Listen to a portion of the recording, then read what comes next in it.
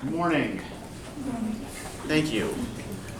So today we're going to talk about the difference between a claim and evidence. We're going to talk a little bit about reasoning strategies as well, and ways to make sure that the conclusions you're drawing from your evidence make sense and don't fall into a couple different kinds of logical traps.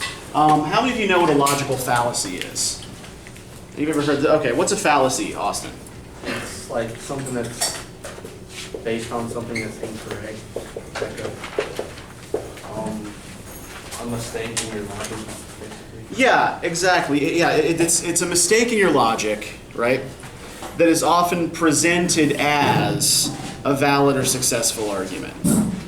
So I want to start by showing you an example of a logical fallacy. This is just a short 30-second clip.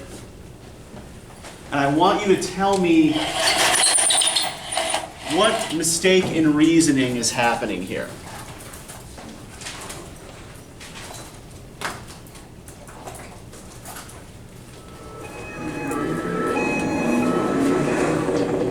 Not a bear in sight. Bear Patrol must be working like a charm. That's specious reasoning, Dad. Thank you, honey. By your logic, I could claim that this rock keeps tigers away. Oh, how does it work? It doesn't work. Uh-huh. It's just a stupid rock. Uh-huh. I don't see any tigers around here, do you? Lisa, I want to find a rock. Okay, so what's the mistake here? What is Homer Simpson's error in logic? The bear patrol keeps bears away. Okay, one, the Bear Patrol keeps bears away, right? What's his evidence that the Bear Patrol keeps bears away? No bears. No bears, right? Therefore, this Bear Patrol that my tax dollars are now paying for clearly is doing its job, right? Now, what assumption is that based on? What is he not taking into account? No bears where he lives. Yeah, there might just not be any bears where he lives, right? The fact that there are no bears doesn't mean that it's because of the Bear Patrol, right? He's making the same mistake with the rock, right? It's just a rock, but Lisa claims that it's a magic rock that keeps tigers away because there are no tigers around, right? So she's trying to illustrate to him the fallacy of false cause.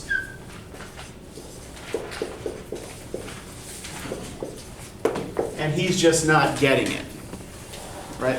The false cause fallacy occurs when you assume that because two things are connected to each other in space or time, then one caused the other, right? Just because two things happen in the same place, or because two things happen in sequence, this doesn't mean that one thing caused the other thing, right? You're assuming a relationship that may not exist, right? Essentially, right, correlation does not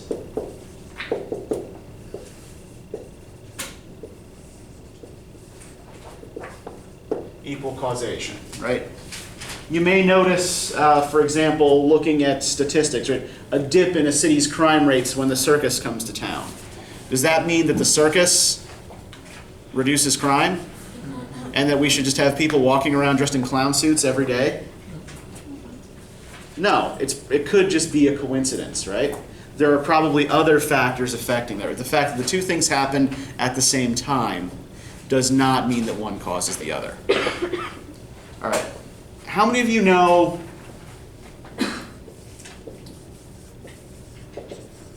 what ad hominem means, what an ad hominem argument is? Attacking on character rather than an argument. Exactly, yeah. It's when you attack an opponent's character and an opponent's personality rather than the points that they're making. So it's Latin for to the man.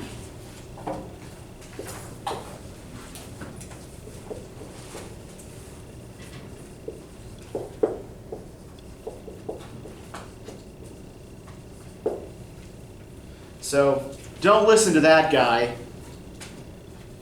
He's a Kenyan Muslim socialist. Or don't listen to that guy he's an orange-skinned, thrice-married billionaire, right?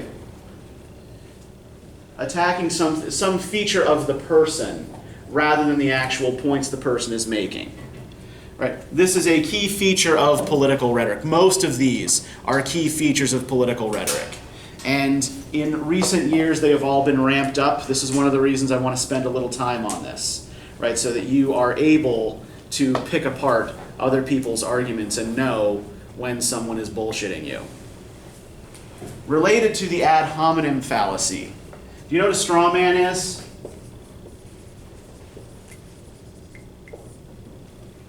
Have any of you ever heard of a straw man argument? Yeah, go ahead, Frank. Isn't it where you just generally blame it on like one thing? Not quite. Misrepresent someone's argument.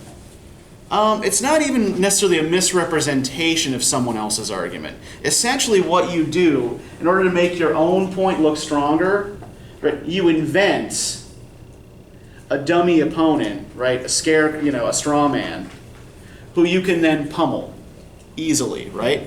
Well, some people might say that we should do this, this, or this, but I say we should do this, right? Always be suspicious that this is what's happening when you've got someone making an argument against unspecified opponents, right?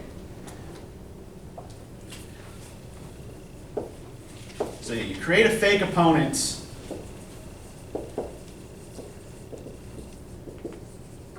against whom you're going to argue,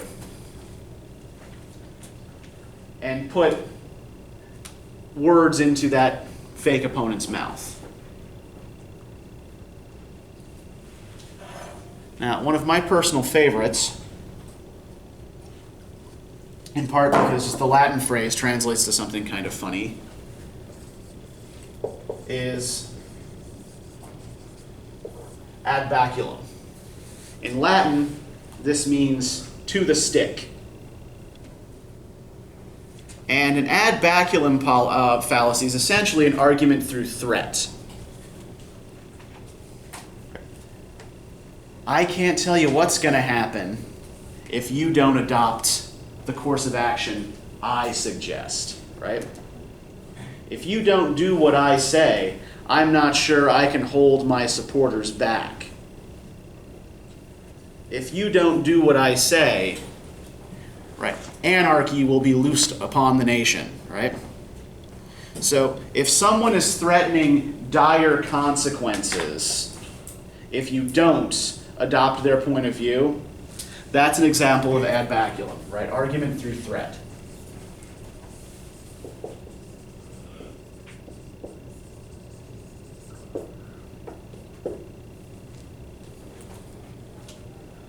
Two more that I just want to go over quickly. And this is not an exhaustive list of fallacies. These are just some of the most common ones that you'll encounter in your day-to-day lives. You know what a slippery slope argument is? This is a word. These are words that get tossed around a lot, so I figure this might be one that's familiar. Does anybody know what that means, slippery slope? That one's where it's like, well, if you get started on this path, we're just going to like pick the speed on it. Right. So, Yeah, essentially, you start predicting consequences that may very well not happen if you allow one thing to happen, right? Well, if we allow same-sex marriage, soon people will be allowed to marry their pets, right? Now, these things are not connected to each other, right? There is nothing inevitable about the people marrying their pets outcome. But opponents of a particular point of view will often predict these kinds of dire consequences. Well, this will lead to this, which will lead to this, which will then lead to the complete downfall of the fabric of society, right? So if someone is giving you a sort of chain of dire consequences,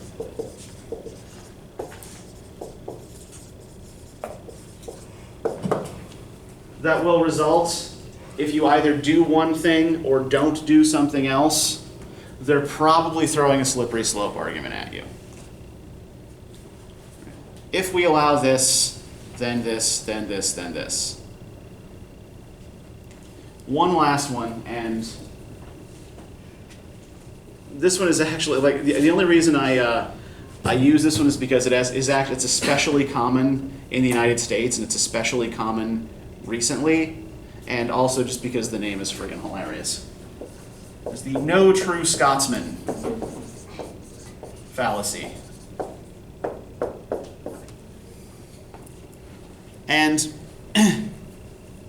essentially what this means, what the no true Scotsman fallacy is about, is redefining the borders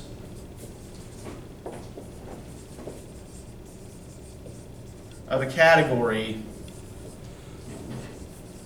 to exclude some people or things that would otherwise belong to it. Right, so if I were to say, right, all true Scotsmen, or all Scotsmen love haggis and strong black tea. Well, I'm a Scotsman, and I don't like haggis or strong black tea. All true Scotsmen love haggis and strong black tea. Right, you see how that works? You come up with these characteristics for the set, and then when somebody doesn't fit those characteristics, you tell them, well, you don't fit my definition for this category, so you're not in it. I'm sure many of you remember Sarah Palin, right? Sarah Palin did this a lot, right? Talking about real Americans and real America, right? Now, when she talks about real America, what is real America to her? What kind of America does she envision?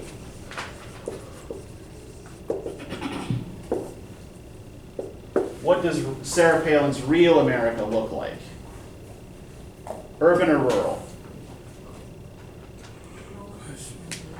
Pardon? Rural? Yeah, primarily rural.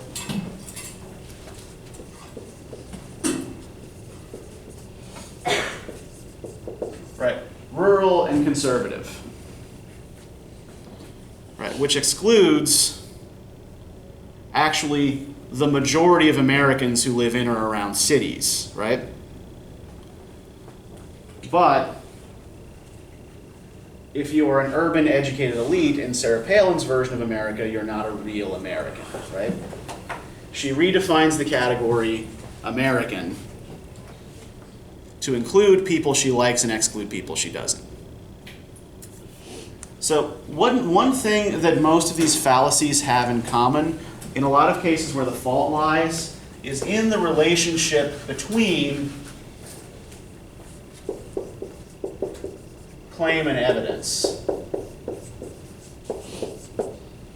What's a claim?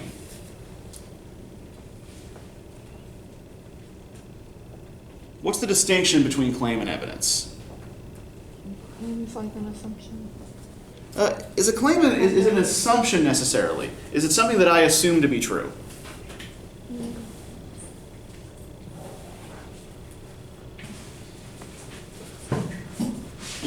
If I make a claim, what is the relationship between a claim and objective truth?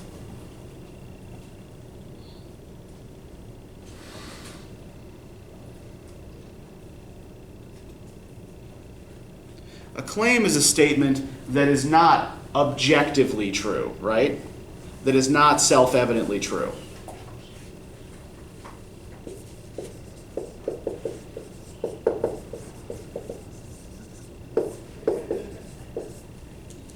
Right. A claim is a statement I make that requires support. Right. If I want you to believe a claim is true, I need to back it up with something. So when we talk about evidence then, what is evidence? Evidence is facts. Yeah, facts, things that are objectively true, right? Things that you use to support a claim. Facts, data.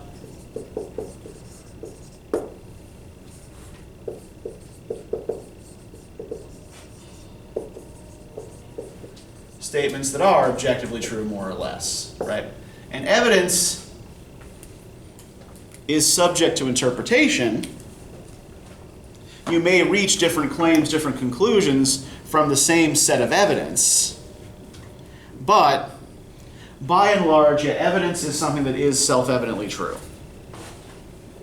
So if I were, for example, to write that Andrew Jackson demonstrated prejudice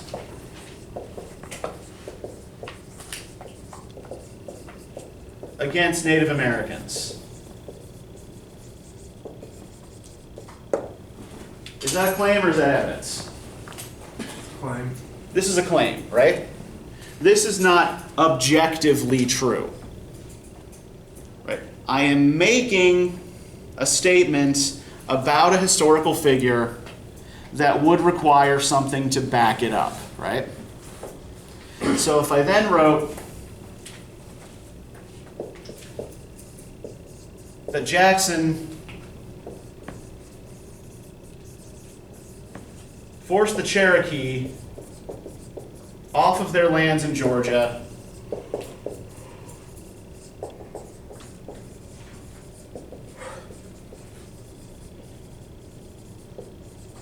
and replaced them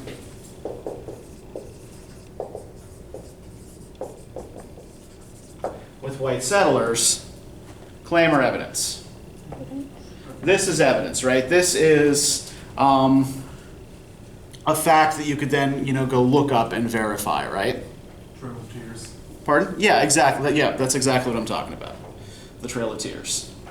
So, the claim requires evidence as backing. But the connection between the claim and the evidence isn't always as clear as we'd like it to be, right? So there's always something that we need to bring in here. We call it a warrant. Right? The warrant is that sort of logical connective tissue between the claim and the evidence, right? This is what allows you to connect this evidence to this claim, and to use this evidence in support of this claim. I'm going to return to an example I think I used probably on the first or second day of class. We'll just sort of review this briefly. I make the claim that I am a U.S. citizen. The evidence I use to back this up is that I was born in Pennsylvania.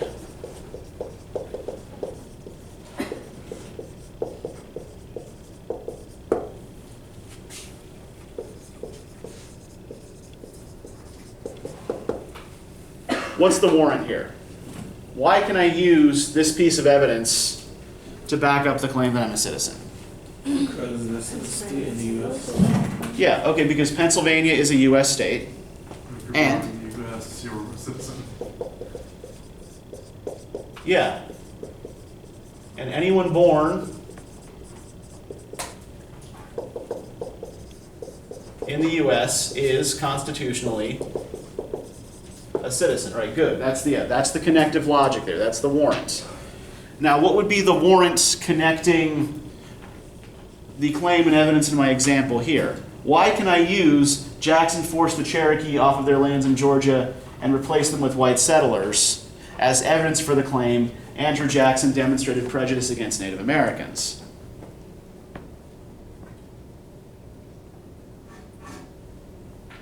How is this evidence of specific prejudice against Native Americans?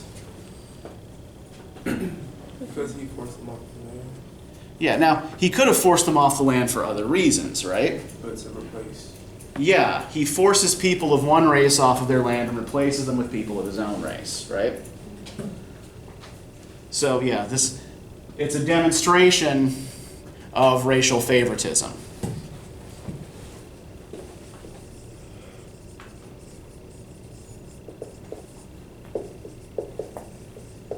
Right, good. That's the connective logic there.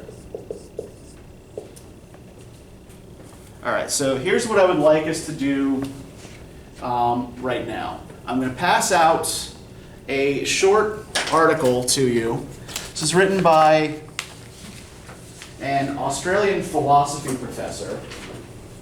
So if you're confused by anything, I mean, it's short, it's relatively simple, but if you're confused by anything he says that seems kind of Aussie specific, just ask me about it.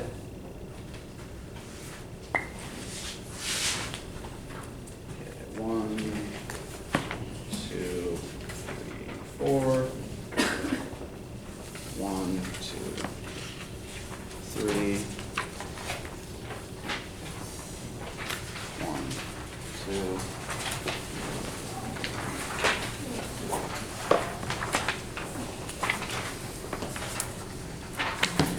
All right, so what I would like you to do first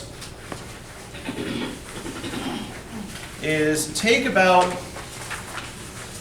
say, 15 minutes to read the article. And as you're reading, right, you might want to read through it once and then go back over it. Right, mark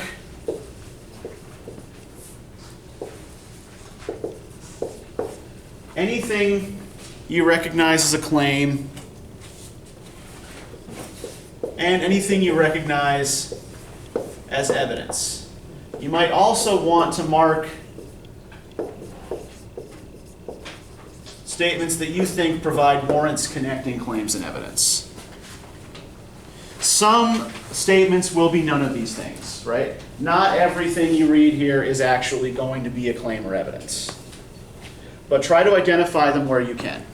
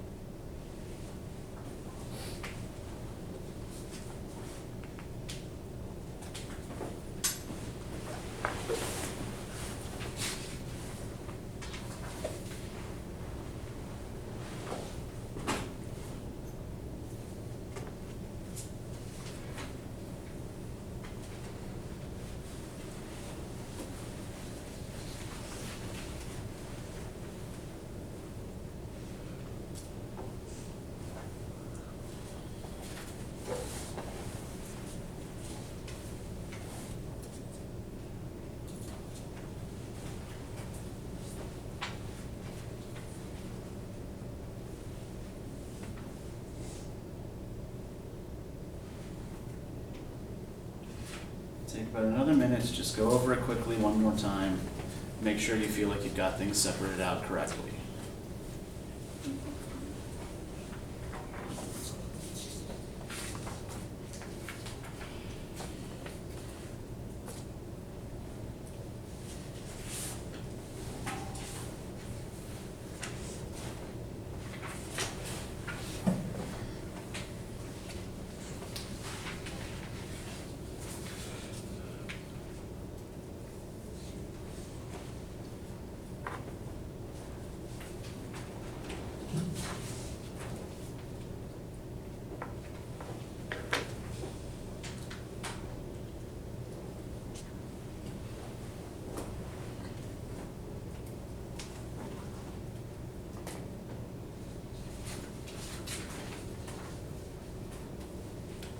Okay, now what I'd like you to do.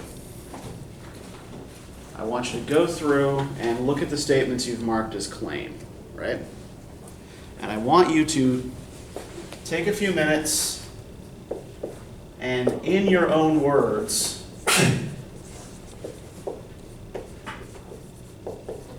bless you.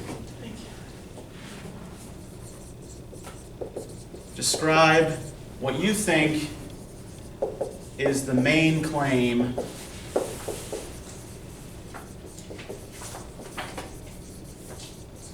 the article makes. Then I want you to try to, again, in your own words, tell me what smaller claims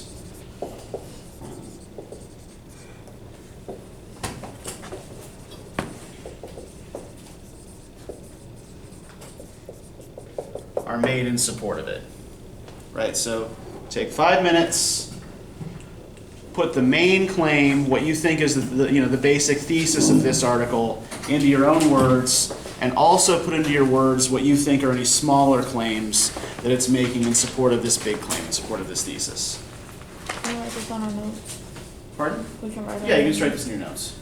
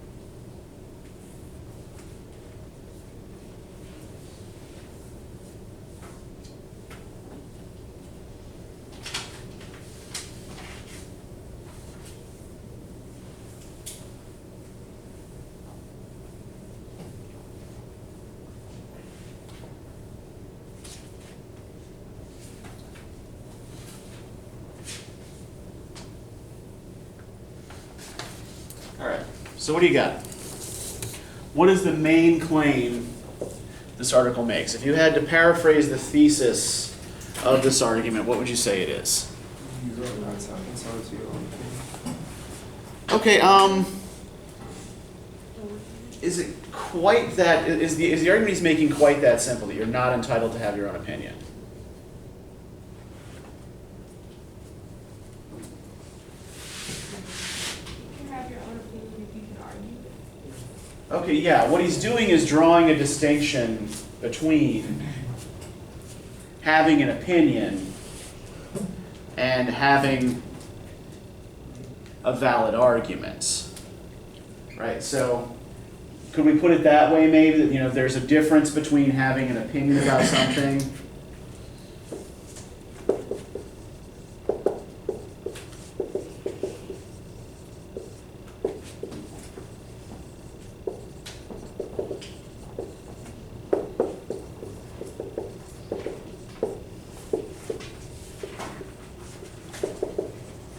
Yeah, there's a difference between having an opinion and arguing a case.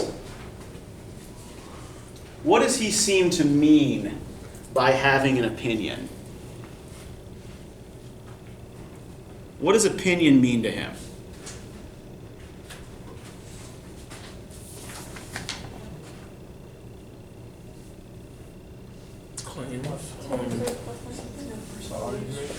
Okay, opinions are personal beliefs.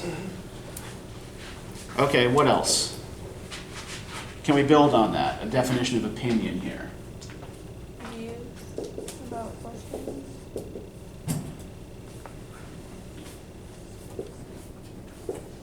Okay, yeah, opinion is a view, a belief that you hold, right?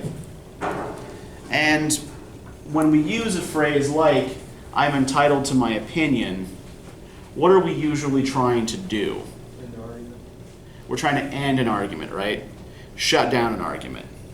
It's a way we close ourselves off, right? When you say, I'm entitled to your opinion, in a way what you're saying, so the article argues, and so I would tend to agree, is I'm not going to let you change my mind about this thing, right? I'm not willing to have a discussion with you about this. Now, what are opinions, when we use that particular word, typically based on? A political view can be an opinion, right? But if you have a political view that's an opinion, where does that view come from, in all likelihood? Yeah, it's just like a gut level reaction to something, right? It's something you've either absorbed from around you or, you know, that you just happen to have picked up. Right? Opinions, at least according to the article, are things that are not very well thought through.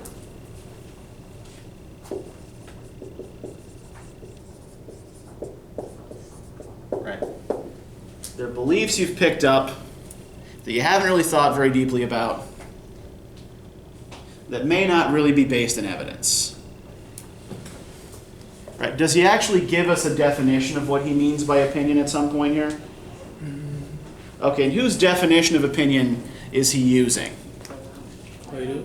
Yeah, he's a philosopher, right? So he goes to what he knows, he goes to what he's an expert in, and he quotes Plato. Right? Plato distinguished between opinion or common belief, or doxa, and certain knowledge, and that's still a workable distinction today. Unlike 1 + 1 = 2, where there are no square circles, an opinion has a degree of subjectivity and uncertainty to it. But opinion ranges from tastes or preferences, through views about questions that concern most people, such as prudence or politics, to views grounded in technical expertise, such as legal or scientific opinions. So what kind of opinions is he distinguishing between here? Personal opinions on taste, like, Yeah. chocolate ice cream is the best ice cream. Or, Yeah.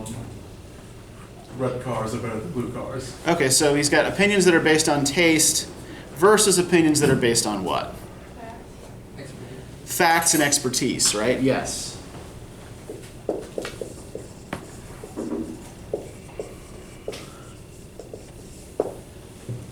Right. The first kind is relatively trivial, right? ultimately it doesn't really matter whether you prefer chocolate or strawberry ice cream, and it's not really worth fighting over. Right? Personal taste is personal taste, right? I might think the music you like is shitty, you might think the music I like is shitty, but it's not worth fighting about.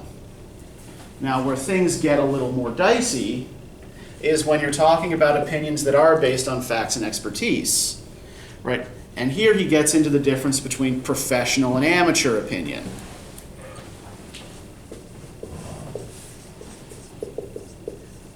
And what's the example that he uses to make this distinction between professional and amateur opinion? Oh, about the vaccination there. Yeah, he talks about this woman, Meryl Dory, who none of you have heard of because we're not Australian, right? But who is on Australian news very frequently talking about why vaccination should be banned, right? So he presents her as the uninformed amateur, right? As a person with an opinion whose opinion is not actually based on any relevant technical expertise. Right? In fact, most scientific research on vaccines shows that they do not, in fact, cause autism spectrum disorders or other adverse effects, right?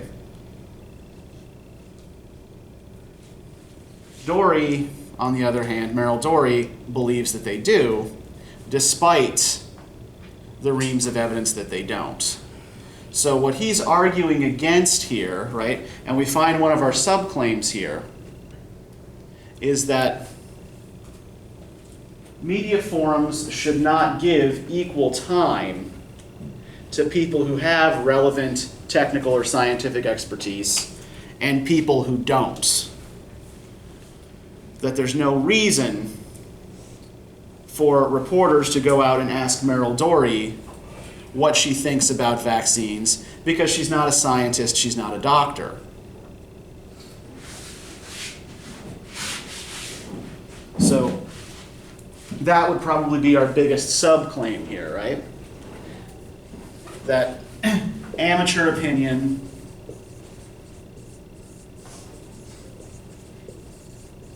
does not equal technical expertise.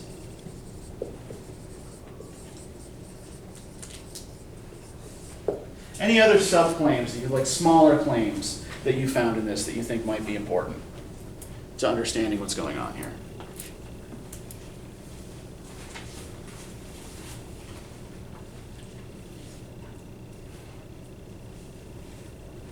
Any other smaller claims underneath the big one?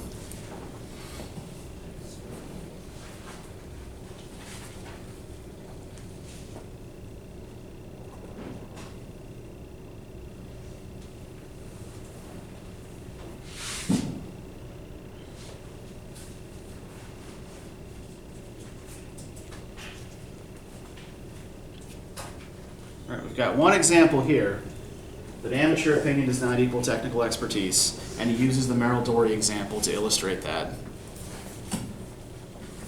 Any other smaller claims you detect in this?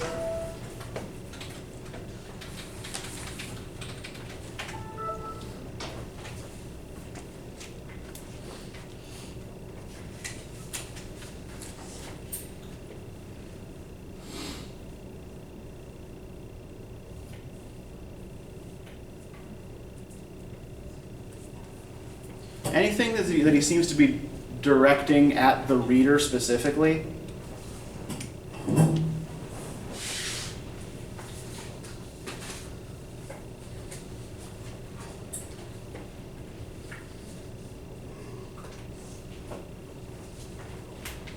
Might I suggest next time having your coffee before you come to class?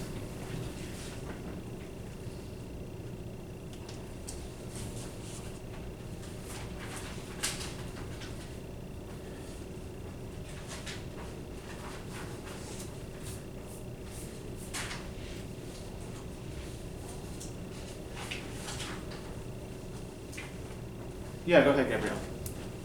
I don't know if it's one, but Sure. he keeps bringing up the science versus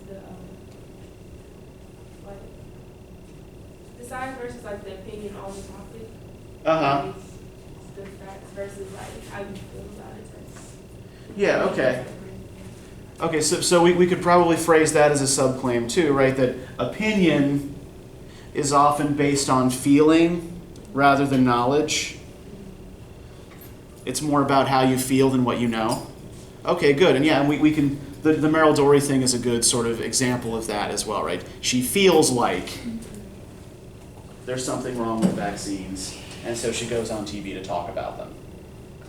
Okay, good. Anybody else find another example? That's that's good. Yeah, Austin. They shouldn't have the same amount of media time, like, they shouldn't equally. Okay, and that's a subclaim to the subclaim there, right? That people who do not have the relevant expertise should not be given equal airtime with people who have the relevant expertise, right? Having the right to hold an opinion is not the same as having the right to have that opinion broadcast. And so who does the responsibility then lie with to make sure that all that gets broadcast is expertise, relevant fact?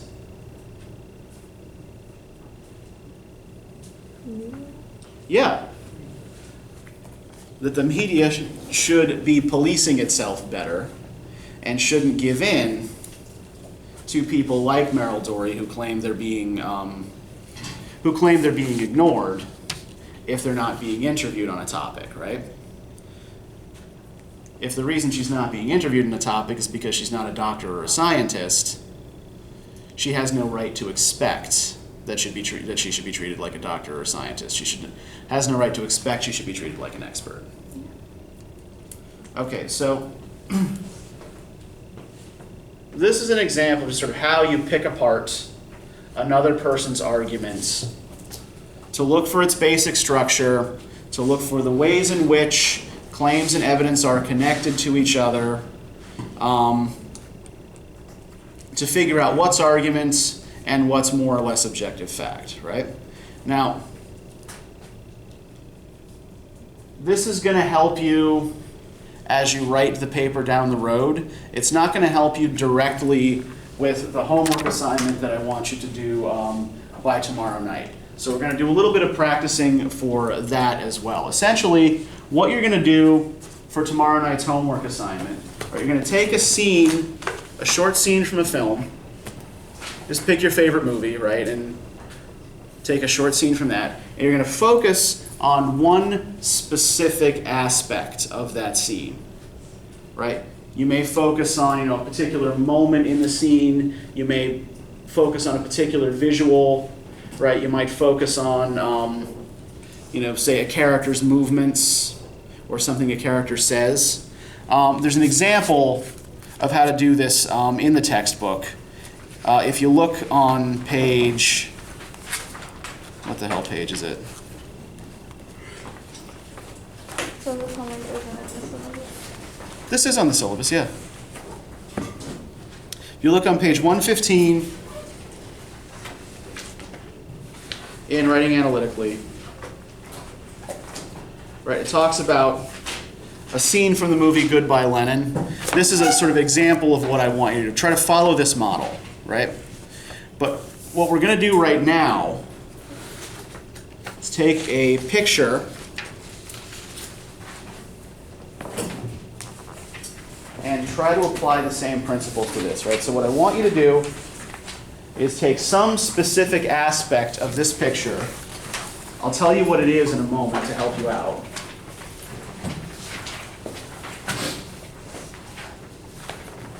Take some specific aspect of the picture and try to make 10 detailed observations about it. Right. One specific aspect of the picture, make 10 detailed observations. Now, the picture is of the American novelist Richard Brodigan, and it was the book jacket photo for a novel called Trout Fishing in America, which actually has virtually nothing to do with trout fishing. So the basic genre category we're dealing with, right, is a book jacket photo.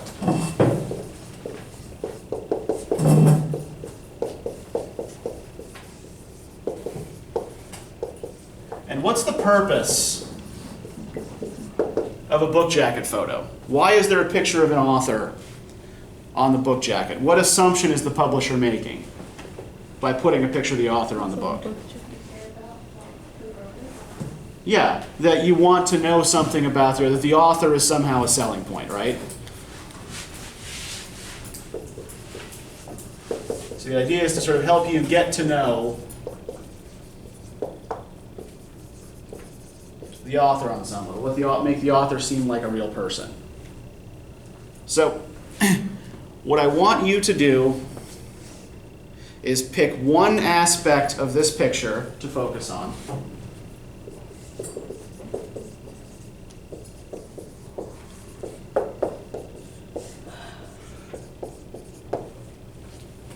And think about what image of the author is being sold to you here, right? What do this author and his publisher want you to think of him?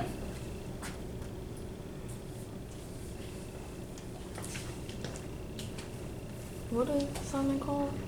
Pardon? When we turn Simon in, what is it gonna be called? Okay, this is the assignment. It's on it is on page 117, and it's assignment 2. Okay.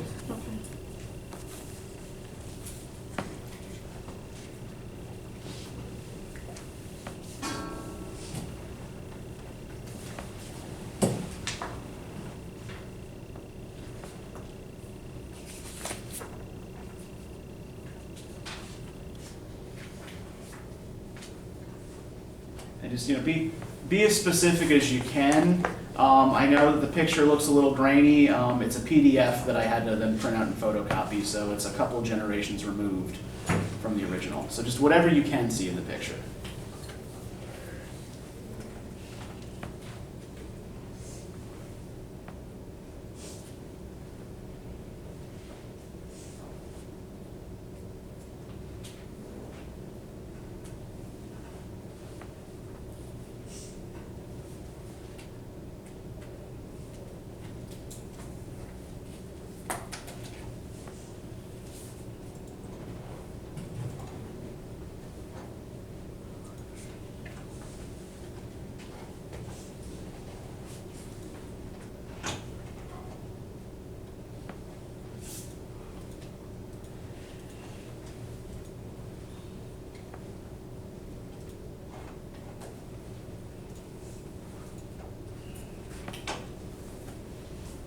Yes? Pardon? Well, yeah, I would say, focus on what you can see. If it looks like a cemetery here or something that would be near a cemetery, go with that. But yeah, think about, if you think it's a cemetery, think about what makes it look like a cemetery here.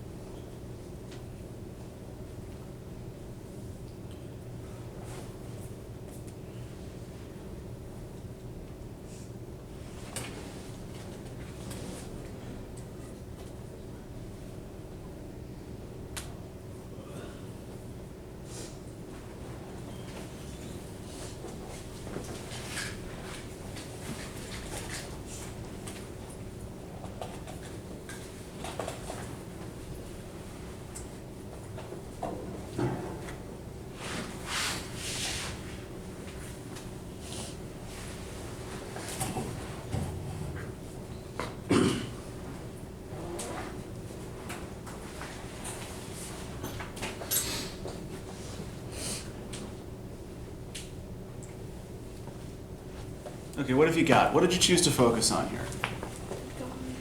Okay, you chose to focus on the guy? Mm-hmm. And what did you notice about the guy? What observations did you make about the man? He looks mean, and Why did you think he looked mean? because of his facial expression, he's not smiling. He has like a straight face. Okay, unsmiling.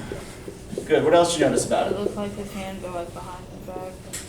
Okay, hands behind back. Like he Good. doesn't seem approachable. His demeanor.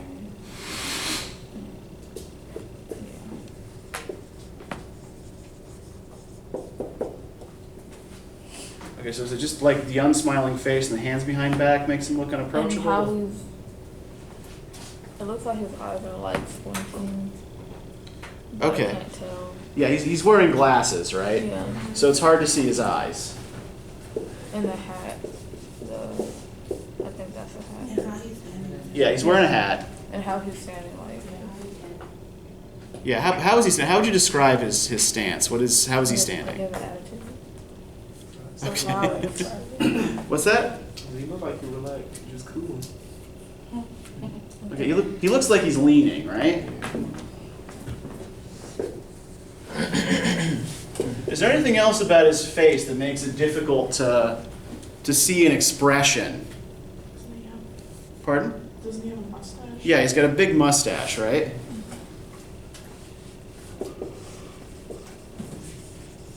So yeah, there is an awful lot here. I mean, even given the graininess of the picture, right? There's a lot obscuring the guy's face. And I think, would you say that's probably a lot of what's giving you the sense of an unapproachable Yeah. person? That it's hard to tell what his facial expression is or whether he's looking at you or not? Okay, so what kind of image, I think that's actually an argument in itself, right? That the author is being set up here as someone who's kind of aloof, right? As someone who doesn't need to make direct contact with you, with the reader.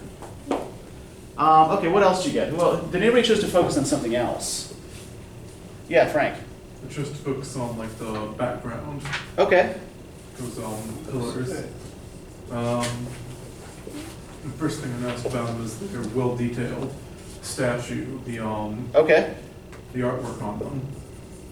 Okay, yeah, there's a statue in the back. Can anybody tell who or what the statue is of? What does the statue look like? It's like of Jesus. Or just like Can you, okay, just get the statue's a little too grainy to figure out?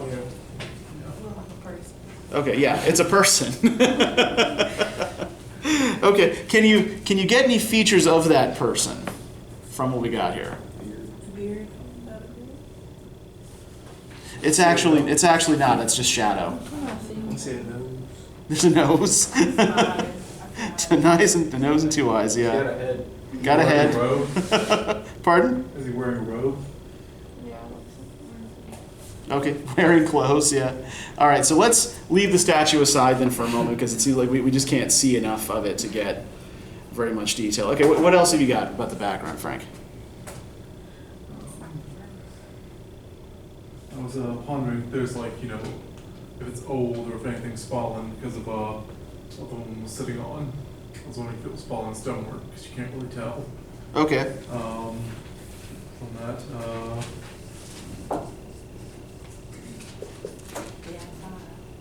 Did anybody choose to focus on the woman? I seemed almost happy. did, Uh-huh. but I guess she kind of looks like she's just there, like she has to be. Yeah. She She doesn't looks have any, happy. like, say in anything, probably. Yeah, I mean, She cool. Yeah, she looks happy. She relaxed. She got her legs kicked back. Yeah, does the fact that there's a woman there at all seem weird, given what we know this is, right? This is an author photo that's on a book. We know that the author is Richard Brautigan. Maybe, yeah. But is that normal when you see pictures of authors on a book? Is it normal for someone else to be there? No. Yeah, this is weird, right? Maybe she makes sense. Maybe Like, she maybe helps it's the like, book. it's showing But that he seems so- because of her, probably he is approachable, maybe Yeah. because of. Okay, that's actually an interesting. Well, yeah, she's her right. You can see her eyes. She's looking right at you. She's smiling. She's sitting relaxed. So you have sort of the aloof author up on his mountain, and then sitting down beneath him is this smiling, approachable woman. Even though he looks mean, maybe she may know something that we don't. Yeah, she may right. She looks like our way in, right? So the author is being sort of put off on a cloud away from us. But someone else, this smiling woman, is given as our means of approaching him. Right? So what sort of relationship does that suggest, right? If you're sitting at someone's feet while they stand up above you, who's the power person in that relationship? The person who's standing, right? So the fact that he's standing indicates that he's the important one, right? And that she is in some ways subordinate. But before we leave this, right, like the way she's sitting and smiling, right? Does this suggest to you almost like the relationship of like a disciple listening to a teacher? Pardon? It doesn't? It doesn't suggest that to you? Why not? She's not looking at him. Hmm. She's looking at us though, right? She knows she's in the picture. Yeah, she's inviting us in. I think that's his wife. Pardon? I think that's his wife. It could be, but we don't have enough evidence to say who she is, right? We know she's not Richard Brodigan. So basically what I want you to do when you work on the thing on page 117, right? Essentially follow the same process, right? Find 10 observations to make about something specific in a scene from your favorite movie. Okay, and you'll post that to the Georgia View folder by tomorrow. You said 10 observations? Pardon? You said 10 observations?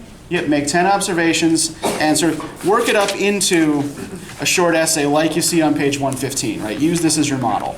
Yeah, Darius. You gotta post a picture of what we're observing from our movie. No, you don't have to post it. Yeah, it might help if, like, in your first paragraph, you give me a short description of the scene. Or can we state the movie and Like, before the essay, or just like? Yeah, include the 10 bullet points either before or after the essay. We're also going to be looking next time when we come back on Monday at our last short story for the semester before we start building up the paper, and then switching to poetry. So I have some guide questions for that.